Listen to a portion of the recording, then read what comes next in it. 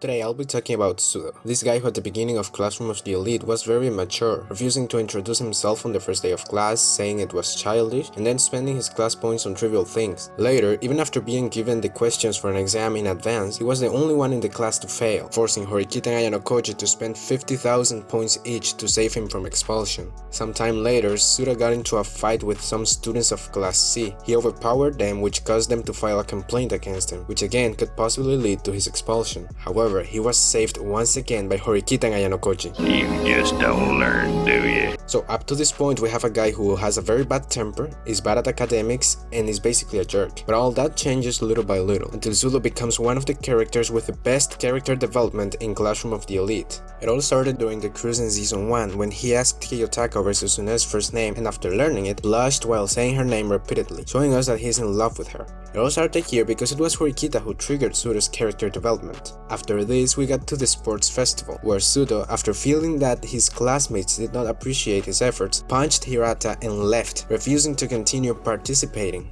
Horikita went to try to persuade him to come back. She told him that the two of them were similar. The only difference was that she was seeking recognition from one person and he from a large group. She added that she would never give up on her goal, contrary to what he was doing at that time. She told him, "If you're astray from your path in the future, I'll bring you back to it. So until we graduate, please lend me your strength. I promise that I'll lend you all mine too." And he answered, "I'll work with you, Horikita. I feel like someone's finally noticed me outside basketball." Then in the next volume, we'll learn that Sudou is diligently studying for the paper shuffle. He continues to strive, raising his academic level little by little.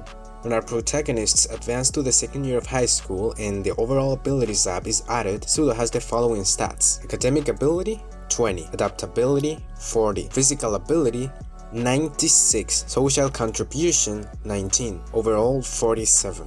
These scores are based on his first year in the school, so his academic ability and societal contribution scores were quite low, thanks in part to his unruly behavior in the first year. Nevertheless, Sudou had changed, something that Ayanokoji himself acknowledged. Sudou's academic ability had improved since he had started school here, and he'd also been demonstrating mental and emotional growth. It seemed likely his scores would greatly improve from this year onward, and that didn't take long, since just in the next volume, Sudou had improved drastically, his scores now being academic ability 54, adaptability 42, physical ability 96, social contribution 60, and overall 63. He was now 1 point above Ayanokoji in the class rankings. Pretty impressive if you ask me. But not only that, Sudou has also shown a great improvement in controlling his anger, a very recurrent problem in the first year. And this is proven many times during the light novel, where we see several situations in which Sudou controls his anger much better than before, partly thanks to Horikita being there to control him, but obviously he also has to do his part.